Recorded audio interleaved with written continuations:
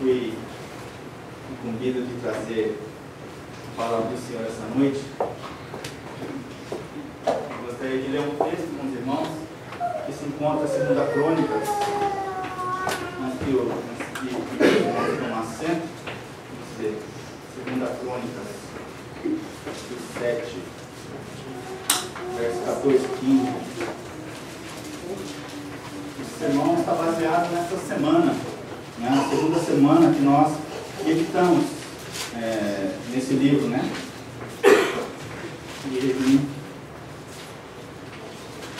E oração.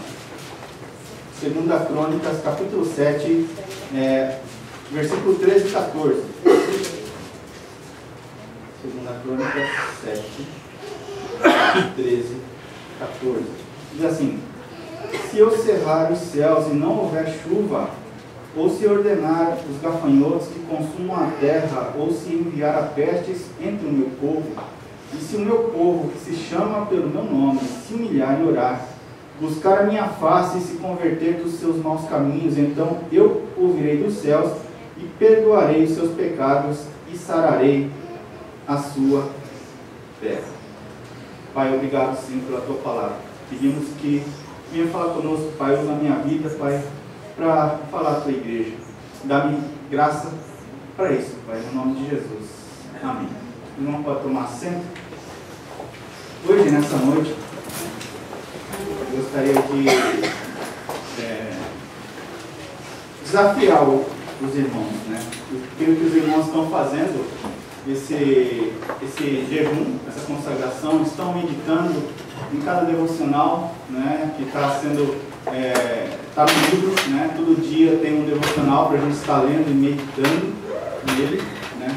E hoje eu gostaria de chamar os irmãos para tirar um pouco o seu foco nos seus objetivos terrenos, nos seus objetivos imediatos, né?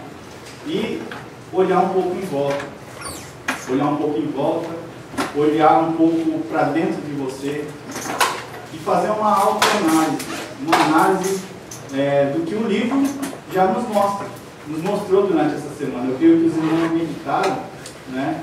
E lá mostra a total falência do homem, né? A falência do homem na sua vida pessoal, né? Que está falando da crise, né? A falência do homem na família, a falência da igreja, o homem, né, como dirigente da igreja, e a falência do homem ou da nação, como dirigente da nação. Então, a gente vê que nós não temos... Quem realmente tem uma análise, faz uma análise, digamos, séria, vai ver que nós somos falhos, que nós não conseguimos.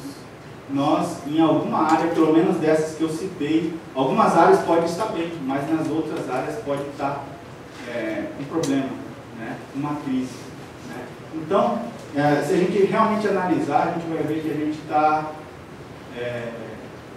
a gente é incompetente, né? A palavra é essa. A gente é incompetente para administrar uma sabedoria nossa, humana e mundana. Nós necessitamos da sabedoria que vem de Deus e da capacitação que vem de Deus para fazer também. Aí isso se chama graça que vem do Senhor para fazer, né? Para obedecer e fazer as coisas do jeito que tem que ser, né?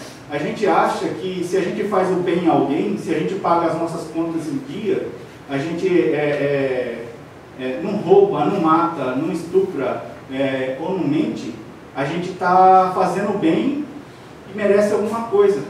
Mas a Bíblia não fala isso. A Bíblia fala que isso é dever nosso, né? Porque a Bíblia fala, se depois de vocês fazerem tudo que lhe foi ordenado, dizer nós somos servos inúteis, porque nós fizemos só o que nos foi ordenado. Isso tudo é dever nosso. Ser bom cidadão, ser bom pai, bom marido, bom filho, né, bom vizinho, né, para a sociedade, bom empregado, bom chefe. Isso é dever nosso. A gente não merece nada por isso, né? Então, Isso a gente já vê que nosso entendimento está meio ruim, meio errado, porque a gente se acha merecedor de alguma coisa e às vezes até cobra de Deus. Senhor, olha, né, por causa que eu fiz isso, aquilo bom, então eu já chego diante de Deus exigindo, pedindo alguma coisa, né, falando, ó Deus, eu fiz isso. Deus fala, rapaz, você não fez mais do que você, mais do que você deve, isso é dever seu, né, você não merece nada além mais do que isso, por isso, né. Então, nós, como a leitura bíblica hoje, que a nossa irmã Thalita fez hoje, veio bem a calhar, né? Veio bem de encontro com essa palavra. Porque Deus quer nos fazer enxergar aquilo que a gente não está enxergando. Ele quer nos fazer ver. Né? Porque muitas vezes, irmão, nós estamos tão atarefados, né, que a gente não enxerga o nosso erro. Muitas vezes a gente está tão acostumado com o nosso por exemplo, o brasileiro, né? O brasileiro, ele tem aquele costume, já é um costume de querer levar vantagem em tudo, né? E nesse querer levar vantagem em tudo, né, a gente faz as coisas achando que está fazendo certo, mas se a gente for analisar a luz da palavra de Deus, a gente está fazendo errado, é pecado, é errado, né? Pegar troco, né, a mais e não devolver, achar dinheiro na rua e não devolver, né? Errado diante conforme a palavra de Deus, é errado, né? Mas para nós, muitas vezes a gente acha que, opa, saí ganhando, né? Lucrei, né? Não está errado. Quantas vezes a gente já não fez isso? Ou passou por uma situação dessa, né? Poucos vão, né, confessar, mas eu creio que muitos já passaram.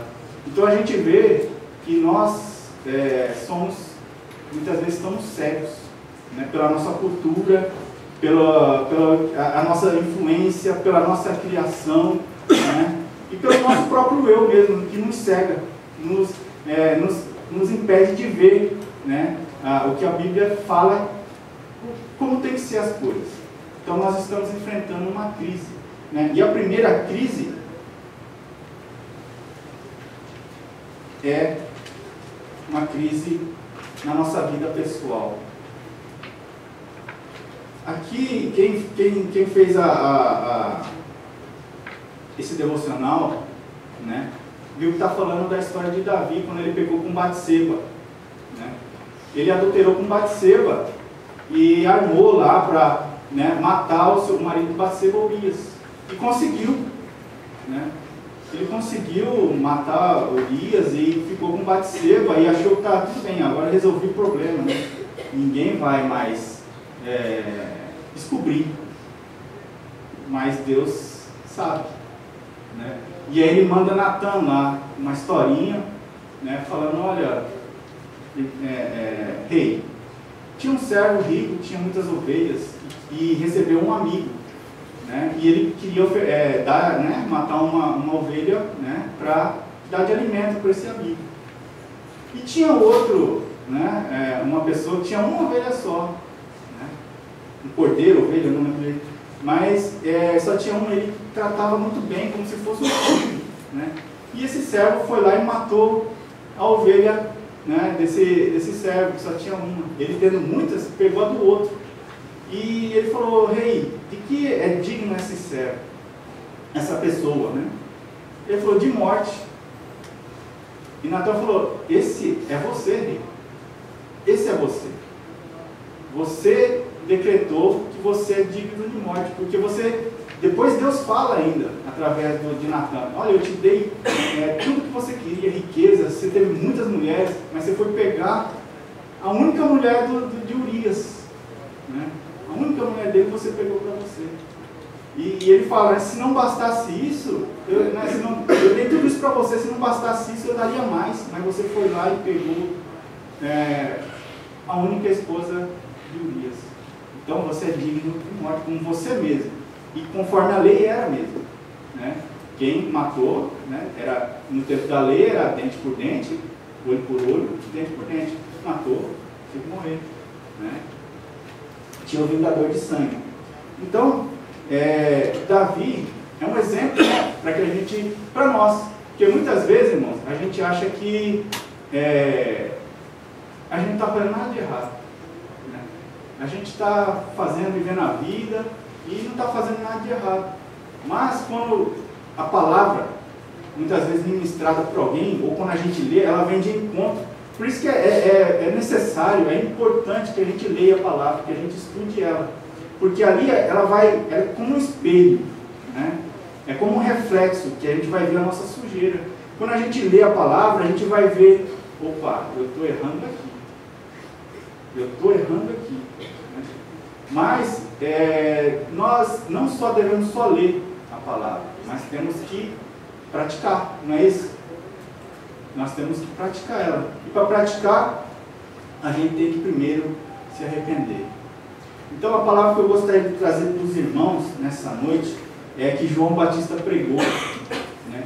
E que depois, quando Jesus veio, também pregou.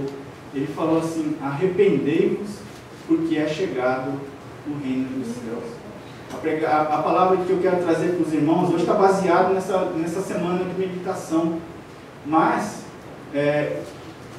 no que nos leva ao arrependimento, a nos analisar a nossa sociedade, analisar a nossa vida e através da luz do Espírito Santo a gente vinha a se arrepender, a reconhecer o nosso fracasso, a reconhecer a nossa falência, a nossa incapacidade de fazer a vontade de Deus do jeito correto, viver um viver correto e pedir: Senhor, tem misericórdia, porque o avivamento ele vem primeiro pelo arrependimento, pela conversão. Lembra que a gente leu aqui?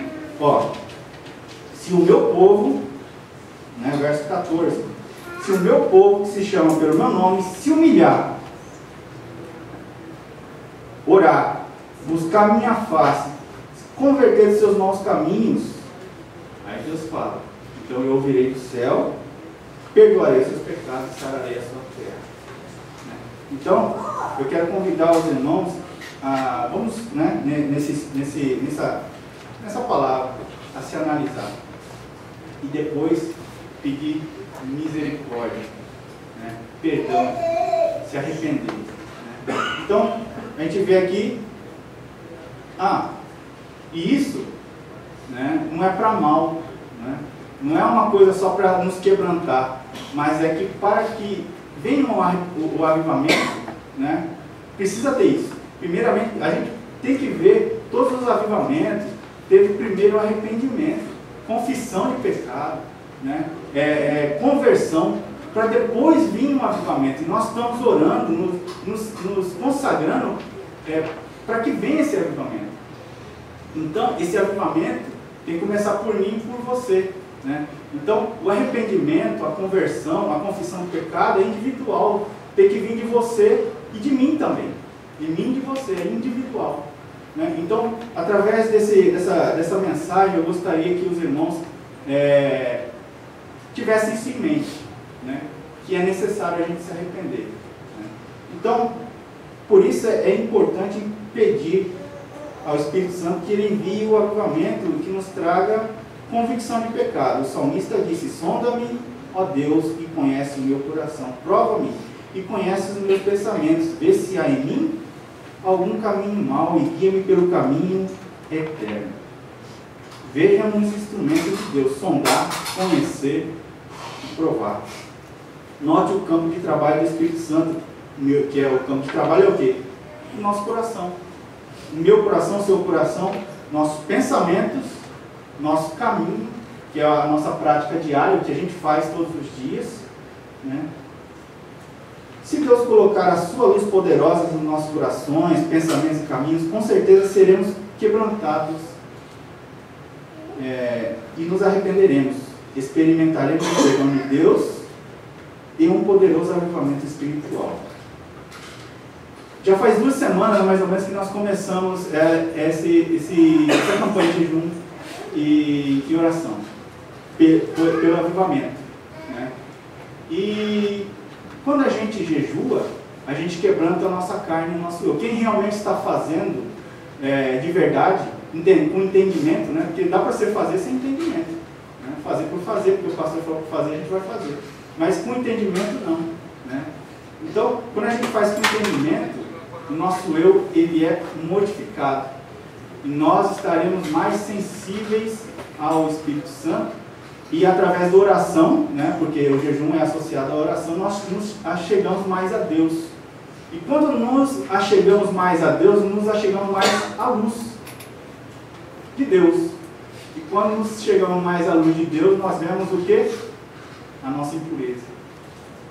Né? Isaías, quando viu Deus, né, ele falou: ai de mim, que sou um homem impuro, tenho lábios impuros e habito num povo de lábios impuros. Né? Não sei se é essa sequência, mas é isso que ele quis dizer. E antes ele estava falando: ai de tal cidade, ai de não sei o que, ele estava proclamando vários ais. Né? Mas quando ele viu Deus, na presença de Deus, ele falou: ai de mim. Né? Ai de mim. Então, eu creio que nessas 2 semanas já deu para perceber, né, quem realmente está fazendo, e se com verdade buscou a presença de Deus, já deu para sentir, né, que nós somos pecadores. A convicção do pecado vem quando a gente jejua e ora a Deus, busca a Deus, a presença do Senhor. Esse quebrantamento acontece, é natural. Ele é digamos, não como é que fala? Ele é palavra, me fugiu a palavra. Ele acontece, né? Você faz o jejum e ora e você sente esse quebrantamento, você se sente pecador, você se sente culpado e você se quebranta e pede o arrependimento, né? Busca arrependimento, perdão, pede misericórdia a Deus, né? Então, primeiro ponto, crise pessoal, né? Eu falei sobre o exemplo de Davi, e que nós temos que tomar isso como exemplo, que muitas vezes nós também achamos que estamos bem, mas estamos mal. E através do jejum e da oração nós chegamos adiante de Deus e vemos a nossa impureza, a nossa falência, a nossa incapacidade, e entramos muitas vezes numa crise, né? Nós estamos em crise. E o segundo, porque a família está em crise, né? Ele lhe disse: vá, chame seu marido e volte. Não tenho marido, respondeu ela. Disse-lhe Jesus: você falou corretamente, dizendo que não tem marido. O fato é que você já teve 5. E o homem com quem agora vive não é seu marido. O que você acabou de dizer é verdade. Isso está escrito em João 4, quando Jesus se encontra com a mulher samaritana, né? Então, a família está em crise em todas as partes do mundo. Os casais não têm mais diálogo e quando conversam é para brigar. Cada um defendendo o seu ego, pais e filhos não têm mais comunicação, os pais abandonam seus filhos e entregando aos cuidados do mundo, da carne e do diabo, filhos rebeldes, filhos rebeldes desrespeitam a autoridade dos pais, consequentemente desrespeitam as demais autoridades. Os vícios, pecados, libertinagens estão invadindo nossos lares. Os pais perderam o controle. Há mães que dizem às filhas: faça o que você quiser, só não volte grávida para casa. Pais levam seus filhos adolescentes para o prostíbulo com a ideia de fazer os homens de verdade, né? E como consequência temos famílias disfuncionais. O divórcio, a separação, o adultério tem avançado de uma forma sem precedente em nosso país. Não só no país, mas no mundo inteiro, né? Palavras como fidelidade, lealdade, compromisso, verdade estão em desuso, né? Perderam o sentido. Isso a gente está vendo, né? Por isso que eu falei para os irmãos: vamos analisar, né? Essa semana eu creio que os irmãos meditaram e fizeram uma análise disso. E acontece, né? Casamento é desfeito por qualquer coisa. A pessoa casa, descasa, aí casa de novo, descasa, fica com um, aí não deu certo, fica com o outro, aí desiste de casar, vai ficando, né? E vai tendo filho com um, vai tendo filho com outro, vai tendo filho com outro, e como é que fica, né? Então, perdeu-se o sentido de fidelidade, né? Quando o homem perde o sentido, principalmente no matrimônio, né? Quando o homem e a mulher perdem o sentido de fidelidade, e também filhos com os pais têm que ter compromisso e fidelidade. Quando se perde isso, automaticamente se perde fidelidade com qualquer outra coisa, né? Porque ali a família é uma base, né? Serve como referência.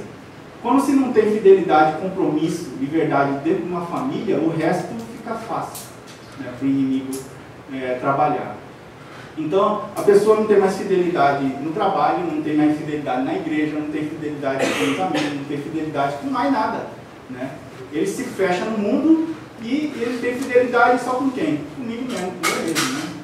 Os outros se dane, eu tenho que resolver o meu problema. Então não existe mais fidelidade. Isso a gente está vendo no nosso mundo, né? Então a família também está sofrendo, está em crise e precisa de um avivamento, né? Há alguns que conhecem os princípios da palavra de Deus sobre família, fazem renovações de voto, tentam consertar, mas parece que há um poder maligno que os leva de volta ao seu pecado. Tem casais que tem problema, né? Quer se divorciar e o pastor, né, aconselha, né, para que a família seja restaurada. E em algumas vezes acontece de voltar, mas logo tem problema de novo e quer se separar de novo, né?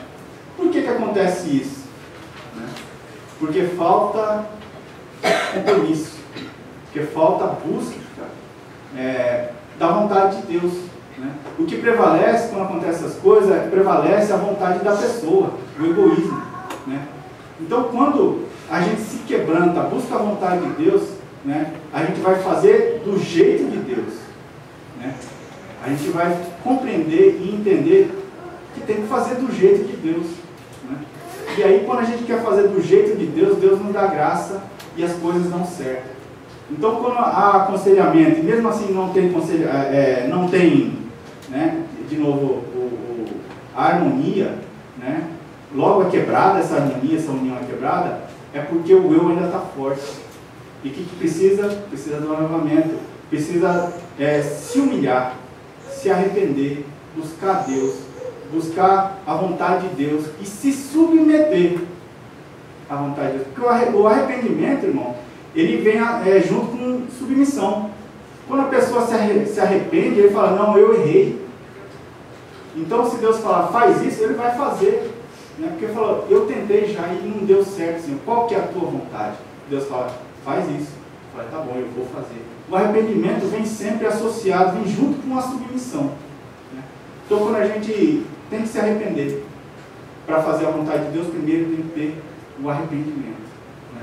Então qual é a solução? Psicologia, filosofia, sociologia, avanços tecnológicos? Não, nada disso pode resolver o problema. Precisamos fazer um diagnóstico, né? E constatar que o verdadeiro problema está na vida espiritual. Somente uma volta para Deus, né, que é no caso o arrependimento, né, e para a sua palavra trarão conserto e restauração da sua família, das suas famílias. Arrependimento e um retorno à sua palavra. A sua palavra é o quê? Fazer a vontade de Deus. Eu me arrependo de ter feito a minha vontade, porque não deu certo, e agora eu vou fazer a vontade de Deus, através da palavra. Trarão conserto e restauração das famílias. Além disso, as futuras famílias também serão alcançadas por esta volta a Deus, de tal forma que teremos uma nação abençoada e vivendo em paz. Quando vier o avivamento, e eu creio que virá, então veremos as famílias restauradas pelo Espírito Santo, além de convencer dos nossos erros e pecados, também nos dará poder para vencermos todos os obstáculos que impedem que nossas famílias vivam no centro da vontade de Deus. Então a gente, já 2 pontos aqui, a gente está em crise, nós mesmos estamos em crise, não temos condições de, pela nossa força, fazer o que é correto, né? Precisamos o quê?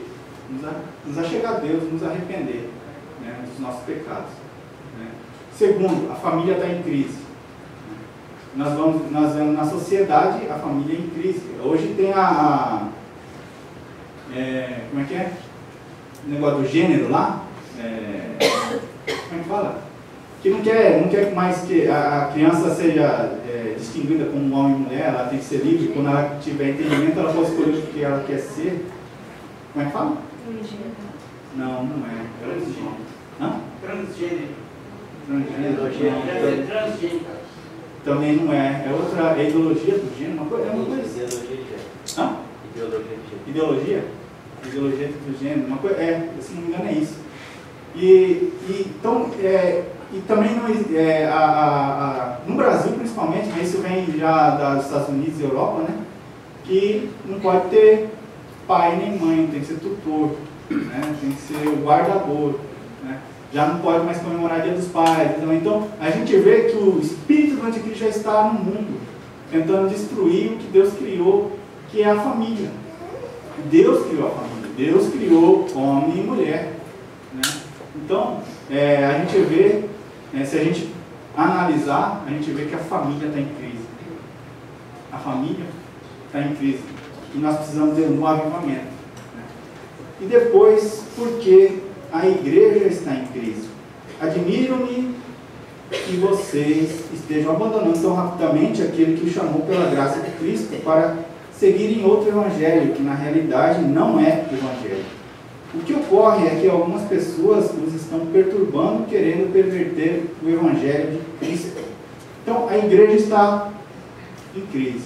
Hoje eu ouvi uma pregação muito boa, muito, né, do jeito que aquele missionário, um missionário, ele falou, né, que a igreja, porque ele faz missões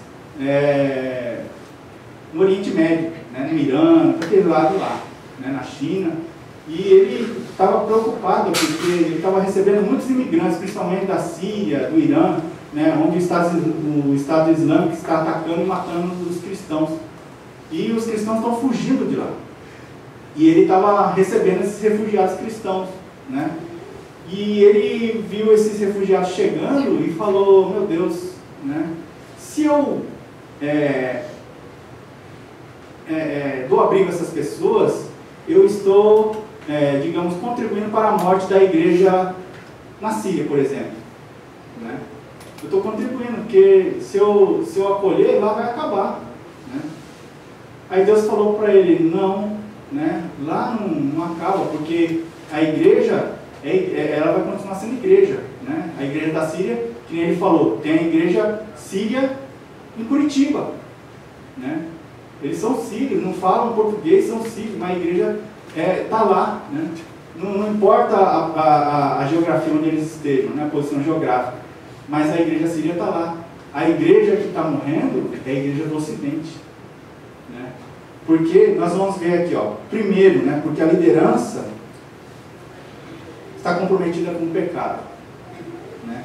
Os líderes têm a responsabilidade de viver uma vida santa, pois são, né, ou tem que ser modelo para o rebanho. Mas existem pastores que não têm domínio sobre o pecado, mas são dominados por ele, pelo pecado, e perdem a sua autoridade espiritual e levam a igreja para o mesmo caminho, né? Um pastor que se entrega ao pecado, o que ele vai fazer? Levar a igreja também junto, porque ele é pastor, ele vai guiar a igreja, né? Se ele é conivente com o pecado, se o irmão pecar, eu faço também, né? Não tem problema, né? Então, a igreja também está em crise, porque existem sim pastores sérios, né? Graças a Deus nós estamos numa igreja que nossos pastores são sérios, mas existem pastores que não são sérios e estão nessa condição, são coniventes com o pecado, se entregaram ao pecado. Segundo, pregação para agradar homens. Pregação para agradar homens com o propósito de ter um auditório cheio, né? Esses líderes procuram fidelizar, né?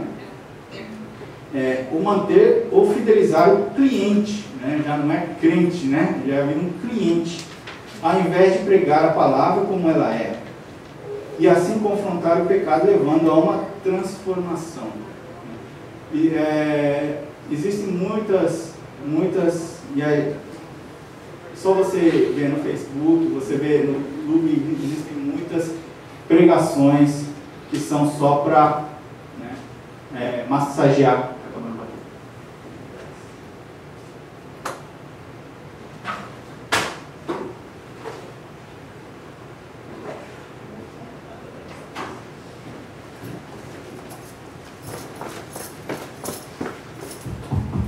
são só para, digamos, manter o povo, né? Então, existem muitos, né? Que a gente, se a gente não precisa nem procurar muito, que a gente já sabe. E cultos shows, cultos para atrair pessoas e não a presença de Deus, né?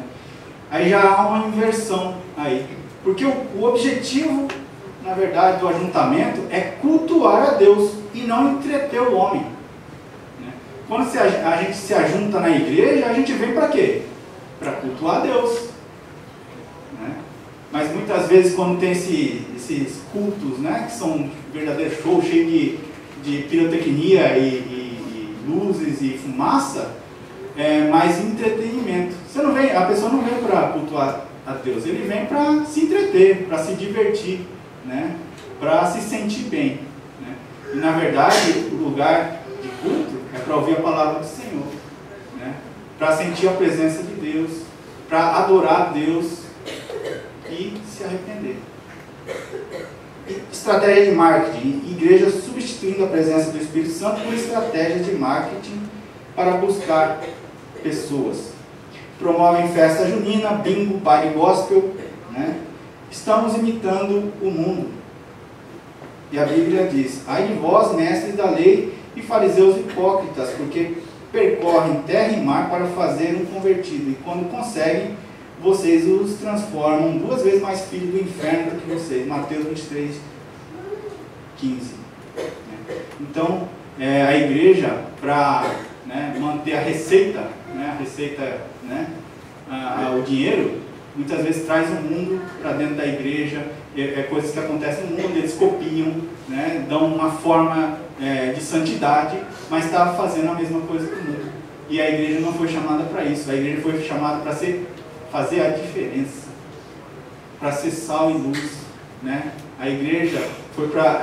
nós somos a palavra demonstrada, né? Existe a palavra escrita, a palavra viva, que é Jesus, e nós somos a palavra demonstrada, né?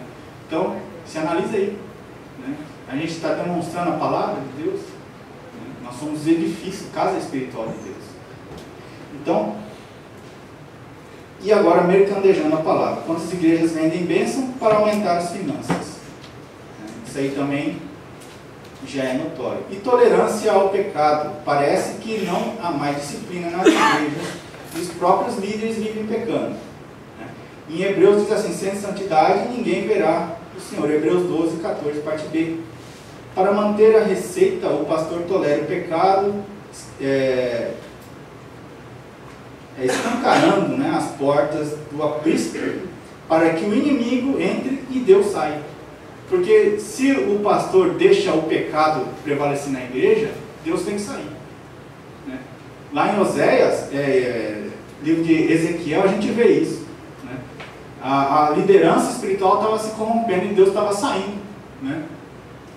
Com resistência, mas Deus estava saindo. Ele saiu de cima do propiciatório, foi para a porta da tenda, depois da porta da tenda foi para a porta da cidade, depois saiu, abandonou. Então, é uma igreja sem vida espiritual. Então a igreja está em crise. Como eu disse, existem, graças a Deus, existem exceções, mas a igreja, uma grande parte está em crise, né? Está nessa situação. E para isso necessita de um avivamento. E também porque a nação está em crise, né? Mas se vocês se afastarem de mim e abandonarem os decretos e os mandamentos que lhes dei, e prestarem culto a outros deuses e adorá-los, desarraigarei Israel da minha terra que lhes dei e lançarei para longe da minha presença este templo que consagrei ao meu nome. Farei que eles se tornem objeto de zombaria entre todos os povos, e todos os que passarem por este templo, agora imponente, ficarão espantados e perguntarão: por que o Senhor fez uma coisa dessa a esta terra e a este templo? E a resposta será: porque abandonaram o Senhor, o Deus dos seus antepassados, que os tirou do Egito, e se apegaram a outros deuses, adorando-os e prestando-lhes culto. Por isso ele trouxe sobre eles toda essa desgraça. Então, e aqui, né, a nação está em crise porque se afastou de Deus. Nós corremos esse risco. Essa lição aqui, esse texto que a gente leu aqui, falou muito comigo, né, porque existe algumas coisas, né, que a gente vai ler aqui sobre como a gente pode se afastar de Deus, né? Que nem aqui, ó, perigo de se afastar de Deus. Se vocês se afastarem de mim, diz o Senhor. Eis uma lista de situações que indicam esse afastamento. Primeiro, falta de convicção do pecado. Se a gente erra, né? Irmãos, todo dia a gente peca. E todo dia a gente tem que se arrepender. Se a gente passar um dia sem pedir perdão a Deus, então tem alguma coisa errada. A gente está longe de Deus. Você está se afastando de Deus. Né? Então, ó, convicção do pecado. Segundo, quebrantamento, arrependimento, confissão e depois disso vem a restituição. Né? Indiferença para com a palavra de Deus, negligência à oração, falta de apetite espiritual, falta de frutos, indiferença, apatia, displicência, comodismo. Mais desejos de prazeres do que da casa de Deus. Você consegue encontrar algumas dessas situações na sua vida? Talvez seja um sinal de afastamento de Deus. Né? Então, a nação está em crise porque está se afastando de Deus. Dentre esses que eu falei aqui, isso tem acontecido com você? Né? Lembra que eu falei no começo? Vamos fazer uma análise. Se autoanalisar. Isso tem acontecido com você? Né? Você não tem sentido a convicção de pecado? Você tem se achado justo diante de Deus? Né? A gente tem que se achar justo diante de Deus pela justiça de Cristo, mas não pela nossa. Não porque eu fiz alguma coisa. Né? Então, tem se arrependido? Tem confessado. Né? É uma parte importante do arrependimento, confessar. Davi confessou quando ele foi arrependido: eu pequei, só eu pequei. Confissão. Né? Depois, indiferença com a palavra de Deus, né? Que é o perigo de abandonar a palavra. Abandonarem os decretos e os mandamentos que lhes dei, diz o Senhor. Quando colocamos nossas circunstâncias, desejos pessoais, vantagens pessoais, algum lucro, algum prazer acima da palavra de Deus, estamos abandonando. Nossa, isso aqui é sério, irmão. É muito sério. Quando Deus fala uma coisa e a gente faz ao contrário, a gente está abandonando. Né? E se a gente sabe, isso na Bíblia chama se apostatando. Né? Porque eu creio que é verdade, mas eu faço ao contrário. Isso se chama apostasia. Né? É sério. Porque a Bíblia fala: os apóstolos não entrarão, não vão entrar no céu. E a Bíblia fala que no final dos muitos se apostatarão da fé. Né? Fé é o quê? É no que eu creio. A Bíblia falou, eu creio que é verdade, mas eu faço ao contrário. Eu faço totalmente. Quantas vezes a gente já não fez isso? Né? Deus fala uma coisa, você pede conselho para o pastor ora, aconselha, você faz totalmente ao contrário. Totalmente ao contrário. Né? Tá o quê? Se afastando. Está se afastando de Deus, da palavra de Deus. Quando tomamos decisões que não levam em consideração Deus e o que a sua palavra diz, estamos abandonando. Né? Um exemplo que eu vi, né, interessante, que nos pega, eu até falei no sábado aqui. Por exemplo, tem um emprego bom que paga bem, o serviço é bom, mas é longe da igreja e não tem uma igreja perto que você possa congregar. E tem um emprego aqui que paga mal, o serviço é ruim, mas é pertinho de uma igreja que prega a palavra e é boa. Qual que você vai escolher? Normalmente, qual que as pessoas escolhem? Aqui, paga bem, não é? Mas a Bíblia, se a gente leva em consideração o que a Bíblia diz, a gente tem que escolher o quê? Aquela que vai nos levar mais perto de Deus, porque a gente vai buscar as coisas espirituais, não as coisas materiais. Olhai, né, para as coisas do alto. Mas a gente escolhe sempre o que a nossa vista vê. Isso é problema, isso é um problema muito sério, porque os nossos olhos são maus. Então, quando a gente não leva em consideração o que a Bíblia nos diz, não é? A gente está abandonando Deus. Nós estamos virando as costas para Deus. A gente está falando, Deus, o Senhor falou isso, mas eu prefiro fazer do meu jeito. É assim, né? Transcrevendo, traduzindo, falando para o Iago, falando, Deus, ó, eu sei que é assim, mas eu vou fazer do meu jeito, né? Que eu acho que vai dar certo, é melhor, né? Porque seu jeito é muito difícil, né? Vai dar muito trabalho e vai me custar. Então, a gente está abandonando Deus. Isso falou muito no meu coração, né? Esse dia Deus falou muito, essa lição me falou muito, né? Porque muitas vezes a gente não consegue enxergar, né? Como a irmã falou, nós estamos cegos, nós não conseguimos ver, por causa das circunstâncias, por causa da oportunidade, né? A gente nem consulta Deus, não quer nem saber o que Deus está falando. Eu vou pegar isso aqui, ó, está na mão.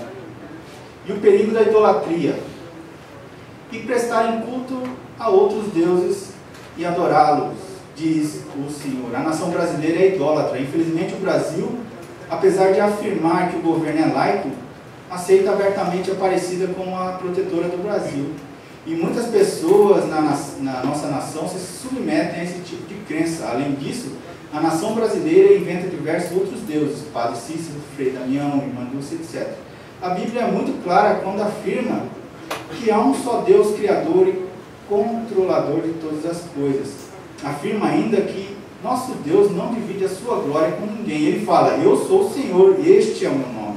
Não darei a outra a minha glória, nem a imagens o meu louvor. Isaías 2,42. Nós não temos condições de fazer imagem de Deus, porque nosso Deus é um Deus vivo, Ele é Espírito, né? Uma imagem talhada na madeira, no ferro, no ouro, na prata, na pedra, em alguma outra coisa, não tem como. Isso é abominação para Deus. Nossa, como é que você vai me comparar um negócio desse, né? Que precisa, Isaías 44, ele faz até uma ironia, né? Porque ele fala assim, você pega um pedaço de madeira e faz um ídolo, o resto você usa para fazer comida, e depois você, né, coloca ele lá no lugar, prega ele com um prego, amarra ele e depois se prostra e fala, você é o meu Deus, né, que cuida de mim. Você fez um negócio e está falando que ele é Deus, né? Então Isaías faz uma ironia. Mas há uma idolatria mais difícil de ser detectada, que é essa idolatria que entra em conjunto do que eu disse antes, quando a gente não leva em consideração a palavra de Deus ou a direção de Deus. Porque quando a gente não leva em consideração Deus, que é o único que deve ser adorado, e faz a nossa vontade, a gente está se auto-idolatrando. Deu para entender? Porque se a gente for ver bem, o ídolo, ele reflete um desejo interno, né? Por exemplo, o ídolo aqui, o gatinho da sorte lá, aquele gatinho que faz assim, que é ídolo que é dinheiro, né? Riqueza, né? A riqueza está onde? No gatinho ou está dentro da gente? Dentro da gente. Normalmente o ídolo, ele reflete alguma coisa que está dentro. Então é um jeito de se auto-idolatrar. É uma autolatria, né? Por exemplo, normalmente os ídolos que refletem um desejo sexual, né? Tem ídolos, né? Astarote, deusa do amor e tantos outros ídolos. Está onde? Esse desejo está onde? No ídolo ou em mim? Está no homem? Está no homem. Então o ídolo reflete o que está dentro do homem. Então é uma autolatria, sempre é uma autolatria. Então quando a gente deixa de ouvir a voz de Deus e segue os nossos instintos, a nossa vontade, né, a gente está se idolatrando. Quando a gente idolatra o dinheiro, a gente está se idolatrando. Quando a gente busca poder, a gente está idolatrando, se auto-idolatrando.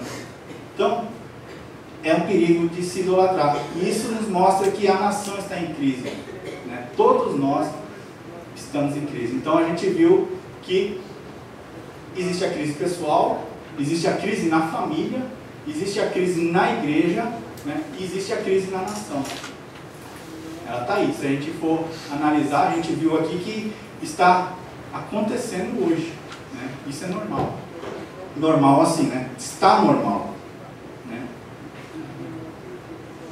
E as situações de crise sempre serão oportunidade para o avivamento. A única solução para a nossa vida pessoal, nossa família, nossas igrejas e nossa nação é um poderoso avivamento espiritual. É interessante, né?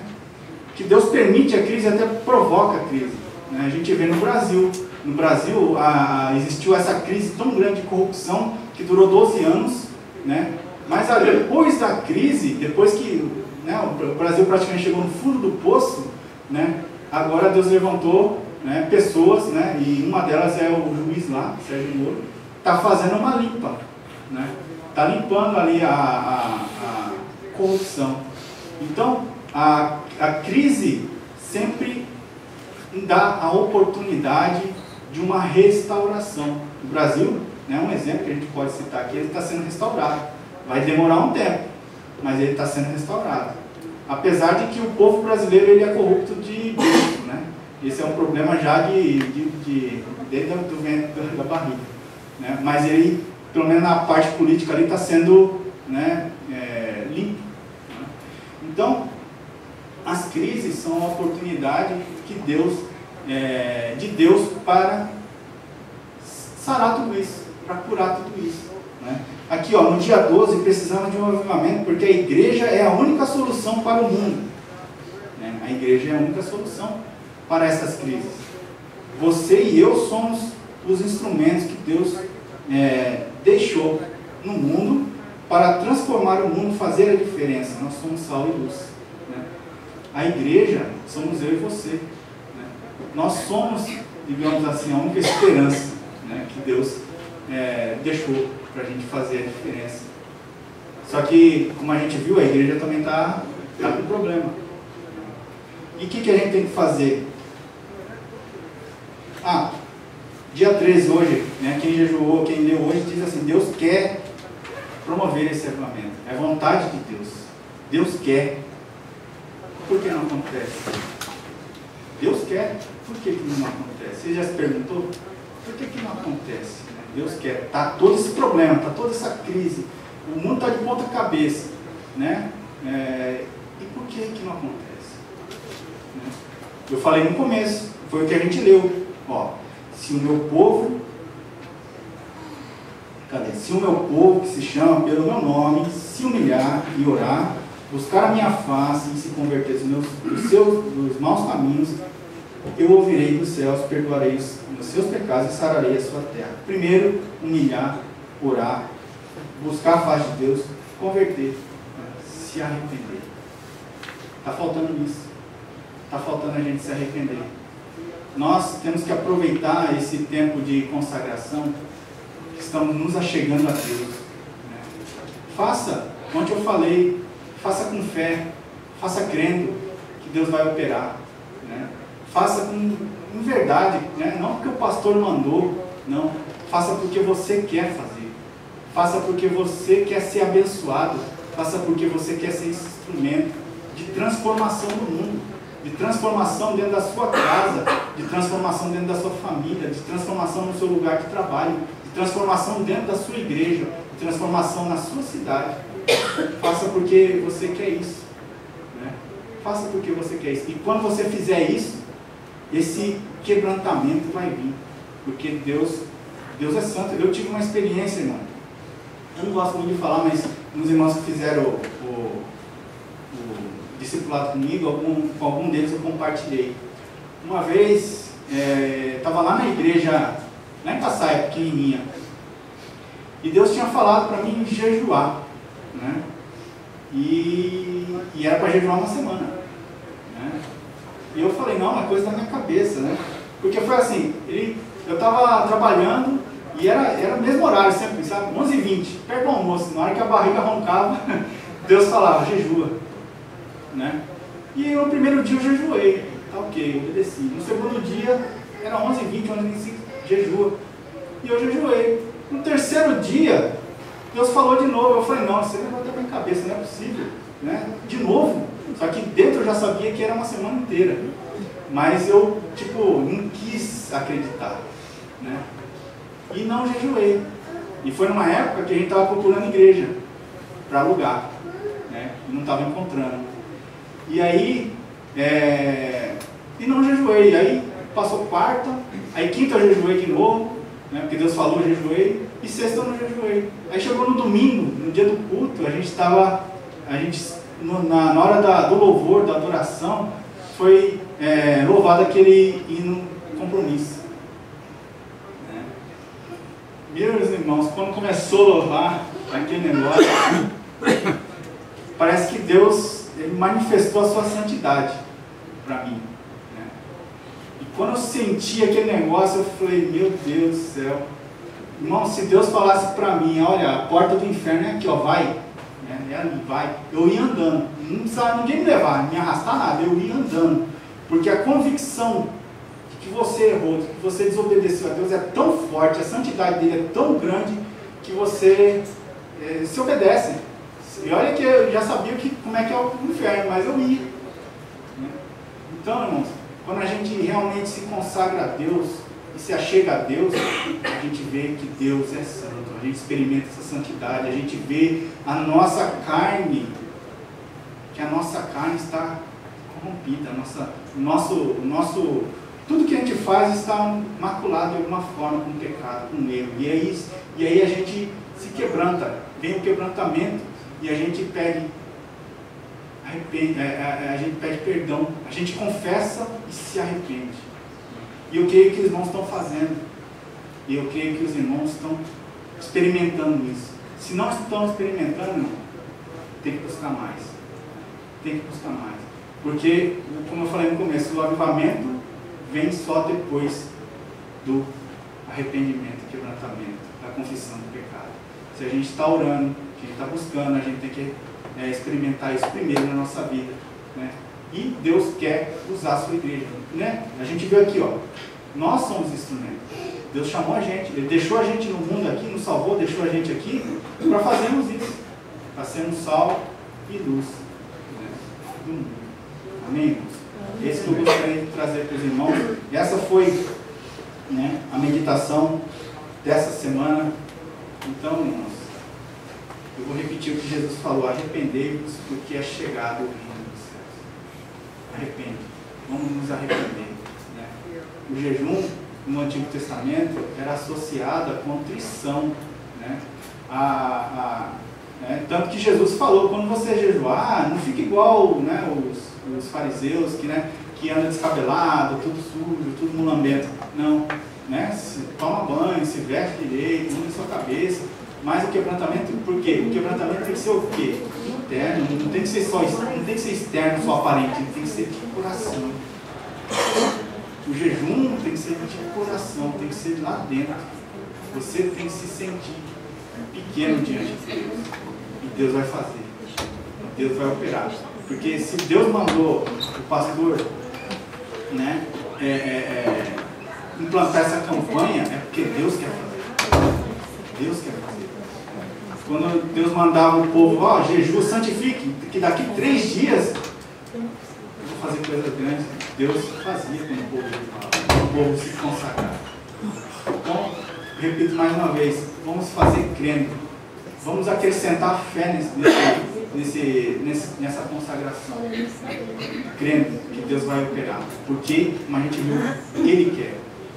Ele não quer que ninguém se perca, mas que todos cheguem ao conhecimento da verdade. E isso vai nos ajudar também.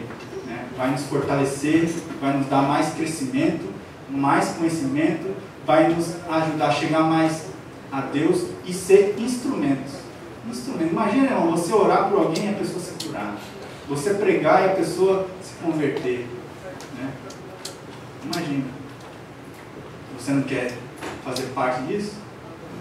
Não, o pastor falou semana passada, semana retrasada, que o livro de Atos está sendo escrito ainda.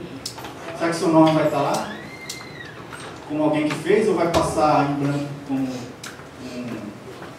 alguém que não fez nada? Não está sendo nem mencionado. Vamos fazer parte. Amém? Deus abençoe os irmãos. E vamos fazer uma oração. Eu gostaria de orar, colocar os irmãos colocar de pé, fazer uma oração.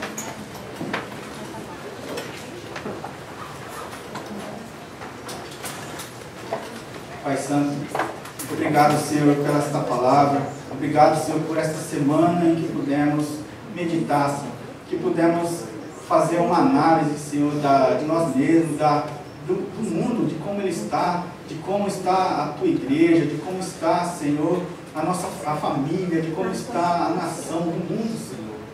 Pai, necessitamos, Senhor, de uma intervenção sua, de uma intervenção poderosa do teu Espírito Santo. Sei, Senhor, também que não necessita de muitos, Pai, porque não somos nós que fazemos, mas é o Senhor que faz.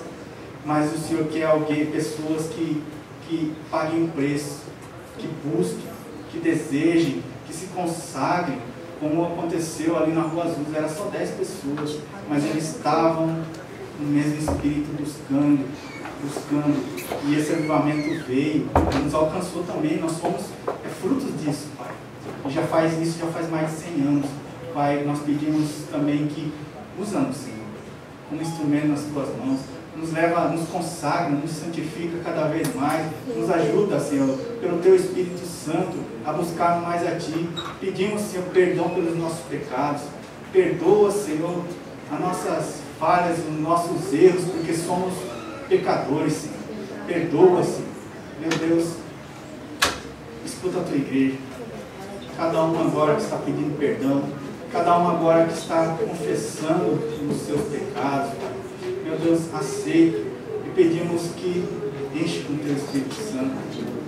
Pai, não há lugar, Senhor, para o eu aqui. Não há lugar, Senhor, para o orgulho e a soberba, Senhor. Nós damos lugar ao teu Espírito Santo para nos quebrantar, para nos levar, Senhor, a nos arrependermos. E pedimos misericórdia. Tem misericórdia de nós, Senhor, porque queremos ver, queremos falar como o Senhor fala, queremos ter um coração igual ao teu, queremos, Senhor, fazer as mesmas obras que o Senhor. Meu Deus, tem misericórdia de nós, da tua igreja, deste ministério. Nós pedimos, Pai, nos abençoa, nos enche com o teu Espírito Santo, envia um avivamento poderoso. É o que nós pedimos no nome de Jesus. Amém. Você não pode tomar assento. Amém?